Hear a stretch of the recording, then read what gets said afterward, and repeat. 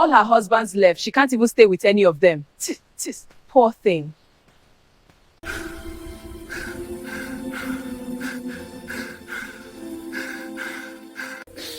I am a professional footballer, built like a warrior. I own 3 gyms. I promised I could handle her. I cannot do it anymore. No man can satisfy that woman. Adanna never got tired. While other women in the village complained that their husbands wanted them too much, Adanna was the one wanting more. While other brides whispered shyly about their wedding nights, Adanna's wedding nights made her husbands run away in fear. 3 marriages. 3 divorces. 3 men who married her with pride and left her compound looking like ghosts.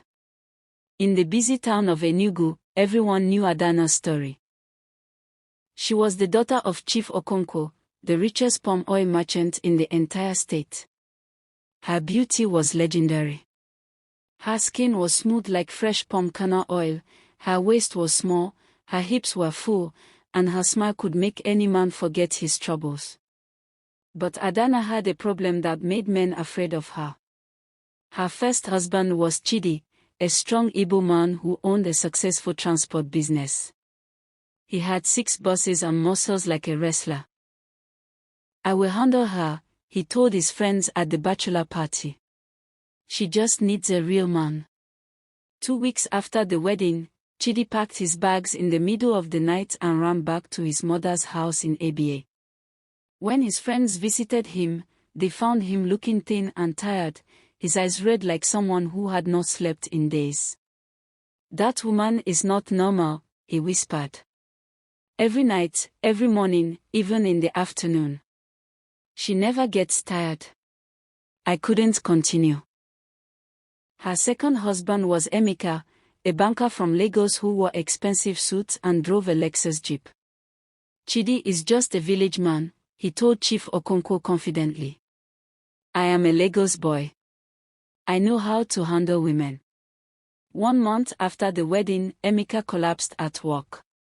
The doctors said there was nothing wrong with him physically. "I am tired," he kept saying. He filed for divorce 2 days later. "She will finish me. Morning, afternoon, and night. When does a man rest?" The third husband was Obinna, a former footballer who owned 3 gyms in Port Harcourt. Tall, handsome, and very confident. "I have stamina. I will make your daughter happy," he told the chief. He lasted exactly 10 days. On the 11th morning, his family found him sleeping in his car outside a church. "I cannot do it anymore," he cried. "No man can satisfy that woman." After the 3rd divorce, shame fell on Chief Okonkwo's family. Adanna's mother stopped going to the market. Her younger sisters could not find husbands because men were afraid of their family. "What kind of curse is this?" her mother cried one night. "Why can't you be like normal women?" Adanna sat quietly, tears running down her face. She did not understand why her body wanted intimacy so much, why she could never feel satisfied, why every man who promised to love her always ran away. People in Enugu began to talk. At the market where Adanna sold clothes, men avoided her shop. At weddings and burials, single men disappeared when she came near. "She is cursed," they whispered. "A marine spirit is living in her body." Adanna heard everything. And slowly, she started believing it was true. For 2 years, Adanna stayed alone in her father's compound. She visited different churches for deliverance, went to native doctors, fasted and prayed until she was weak. Nothing changed. The fire inside her never went out. "Maybe I would be alone forever," she told her mother one evening.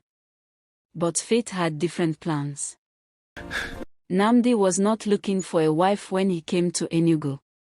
He was a quiet civil engineer who had just returned from working in Abuja for 6 years. One afternoon, he went to the market to buy building materials and saw Adanna sitting in her shop, folding wrappers. Nnamdi did not know anything about Adanna's past.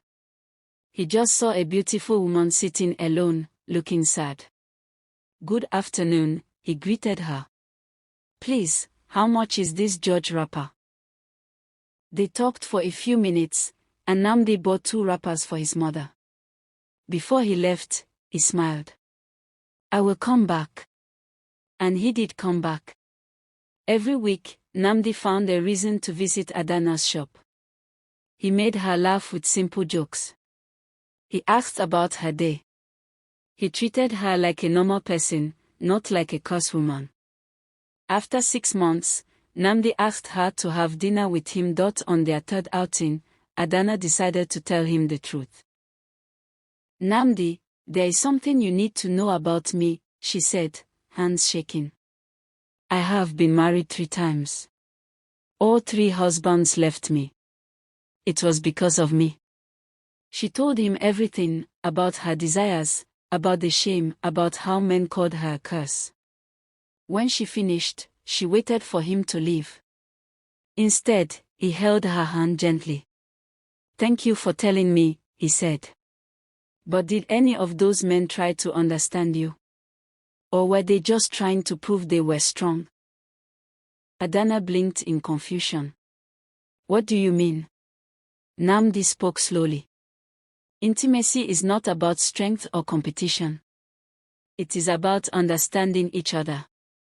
Did those men ask you what you really needed? Or were they just performing?" For the first time, Adanna realized the truth. None of her husbands had ever asked her what she wanted. They had all just tried to prove themselves. 8 months later, Nnamdi asked Chief Okonkwo for Adanna's hand in marriage. Her family was terrified. "Not again," her mother begged. But Adanna felt peace. "Mama, this man is not like the others," she said. "He sees my heart, not just my body." The wedding was small. Only close family attended because everyone expected this marriage to fail. On the wedding night, Adanna was nervous. "What if it happens again?" she whispered. Nnamdi pulled her close and kissed her forehead. "Then we will talk about it," he said. "Marriage is not a competition. We are partners." What happened that night changed Adanna's life forever. Nnamdi did not try to prove his strength. He was gentle. He was patient. He asked her questions. He listened to her body. He took his time. And when he was tired, he told her honestly, not with anger or shame, but with kindness. "I am tired tonight, my wife," he would say. "But let me hold you close." And somehow, that closeness satisfied Adanna more than all the frantic performances of her previous husbands. 3 months after the wedding, Adanna's mother came to visit, expecting bad news. Instead, she found Adanna and Nnamdi cooking together and laughing. "How is everything?" her mother asked carefully. Adanna smiled, a real smile. "Mama, I am happy. Truly happy." Her mother looked at her daughter's peaceful face. "What is different this time?" Adanna thought for a moment. Nnamdi does not see intimacy as a battle to win. He sees it as something we share together. Some days it is strong, some days it is gentle. Some days we just hold each other. And everything is okay. Her mother shook her head in wonder. 3 strong men could not handle you, but this quiet engineer can. Adanna laughed softly. Those men made everything about themselves. Nnamdi makes it about both of us. Slowly, people in Enugu began to notice. The woman who had destroyed 3 marriages was now glowing in her 4th. They waited for the marriage to crash. But months passed. Then a year. Then 2 years. Adanna and Nnamdi became the couple that other couples admired. One day, Chidi, Adanna's first husband, saw her at the market. He had remarried and had children, but when he saw Adanna smiling with Nnamdi, looking genuinely happy, he felt something in his chest. He walked up to them. Adanna, he said awkwardly. You look well. Adanna turned and smiled. I am well, Chidi. Thank you. Chidi looked at Nnamdi, then back at Adanna. What is his secret? He asked quietly. Adanna smiled gently. There is no secret, Chidi. He just understood that my desire was not a problem to fix. It was part of who I am. Chidi nodded slowly, regret in his eyes. I wish I had known that before. Adanna touched his arm kindly. You could not have known. You were too busy trying to be strong. But real strength is not about enduring. It is about understanding. 5 years into the marriage, Adanna gave birth to twin boys. As she held her babies in the hospital, Nnamdi whispered in her ear, You were never too much, my wife. You were always enough. Those other men just did not know how to see it. Tears ran down Adanna's face. Thank you for being patient with me, she said. At their 7th wedding anniversary, Chief Okonkwo stood up to speak. I thought my daughter was cursed, he told the guest honestly. I thought no man could make her happy. I was wrong. She did not need a stronger man. She needed a wiser man. Nnamdi did not try to fight my daughter's fire. He learned to warm himself by it. As everyone clapped, Nnamdi pulled Adanna close. You know what I learned, he whispered. You were never the problem. The problem was men who saw intimacy as a sport instead of a connection. Adanna kissed him. And I learned that satisfaction does not come from intensity. It comes from intimacy. Years later, when young women came to Adanna for advice about marriage, she would tell them this: do not marry a man who wants to conquer you. Marry a man who wants to understand you. Do not marry a man who boasts about his strength. Marry a man who admits when he is weak. Do not marry a man who sees your desires as a burden. Marry a man who sees them as a gift to explore together. And when young men came to Nnamdi asking how he succeeded where others failed, he would say, I did not succeed because I was stronger. I succeeded because I listened. A woman's body is not a puzzle to solve with force.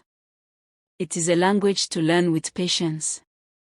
And the most important part of intimacy is not what happens in the bedroom. It is what happens in the conversation before and after. And so, Adanna, the woman people called cursed, the woman 3 husbands abandoned, found her peace. Not because she changed who she was, but because she found a man who loved exactly who she was. Her story became a lesson in Enugu, that sometimes the problem is not the person, but the people who refuse to understand them. The end.